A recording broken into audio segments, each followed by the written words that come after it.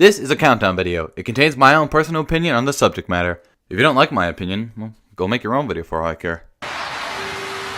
Number 5.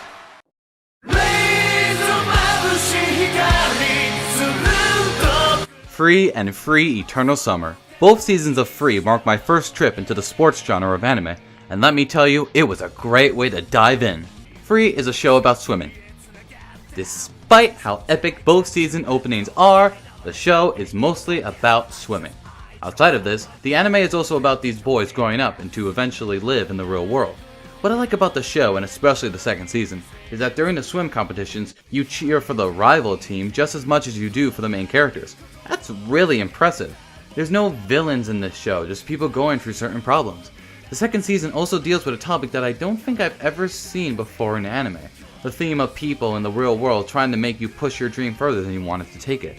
I've never seen this done before, and the scenes of Haru in the last couple of episodes have some very powerful moments. Free brings some amazing relationships between characters, has some outstanding animation, and finally brings fan service for the women audience of anime.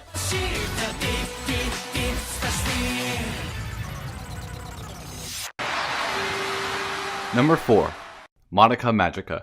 Even though Madoka Magica is one of the most surprising anime that I've ever seen, I am not going to talk about it at all. I want everyone who sees this show to go in without knowing anything. The only thing that you should know is that while it looks like another magical girl anime like Sailor Moon, it is almost the exact opposite. Well-developed characters, out-of-this-world animation, and a very original plot makes this a must-see anime that has surfaced in the last few years. Open up a new window in your browser and start watching this on Netflix now. Number 3.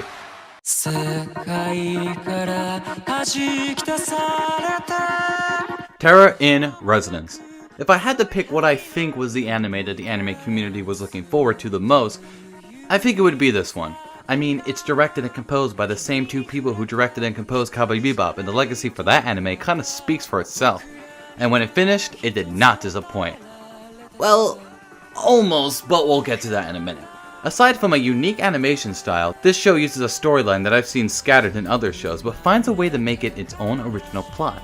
While there wasn't anything big or grand happening in each episode, at least until the final 3 episodes, I still found myself counting the seconds till each episode passed and I could stream the episode on Funimation's website. With all this greatness that I'm throwing at it, you're probably wondering why this isn't number 2 or 1.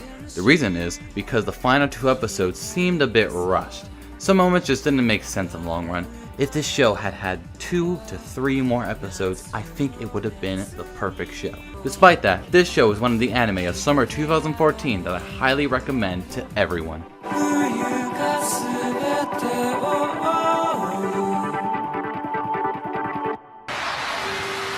Number 2.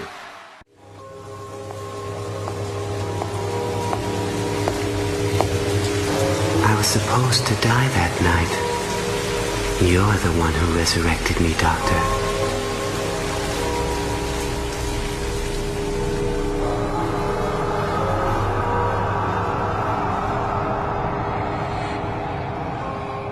Monster. Talk about an anime that I delayed myself in watching for 2 years. Its 72 episode run seemed long to me, so I waited and waited till the right moment. That moment was the summer of 2014, and the build-up for the anime did not at all disappoint. Every single episode, was one of the best experiences that I've had watching anime. What made this show so memorable like this? That would all be thanks to the villain, Johann Liebert. I have not seen an anime villain as complex, as smart, as influential, as goddamn evil as I have watching Johann. Following Temna trying to find Johann so that he can kill him was a journey that I will never soon forget. Every single character is a joy to watch, and they do shift the story many times and focus on one or few characters for a couple of episodes just to bring the focus to another bunch of characters for the next couple of episodes.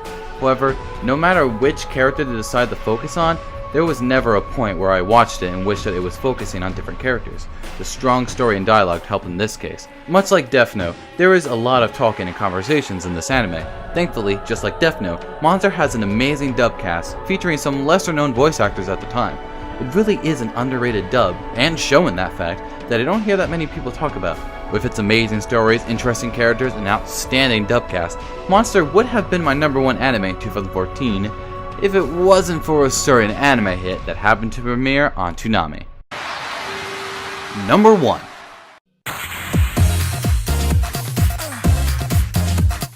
Space Dandy. Holy I love Space Dandy.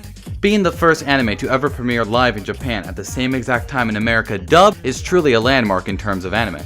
Made by the same people who created Cowboy Bebop, this anime feels like Cowboy Bebop, but with more of a comedic side. In fact, I'd argue that it takes place in the same universe as Cowboy Bebop. The characters and voice acting is some of the best I've seen. This is one of Funimation's best dubbing that I've heard from them. The way that you grow to love these characters is pretty impressive given the personalities of these characters. Danny is such a likable lead character even though he is just a guy looking for some girls to hook up with. Even the side characters that you don't pay that much attention to get their own development without you even realizing it. It doesn't feel cheap in any way, and you believe the changes that these characters are going through. However, the most impressive thing about Space Dandy is its imagination. Every single episode is different and unique, and each of these episodes give you a new story while still developing these characters. Without giving too much away, the 21st episode of the show, A World With No Sadness Baby, has some of the best animation and story that I've seen in all of anime. The animation, the stories, the music, the characters, and the voice acting are all 100% phenomenal. This is an anime that I recommend to everyone I know, and is the best show that I watched in 2014.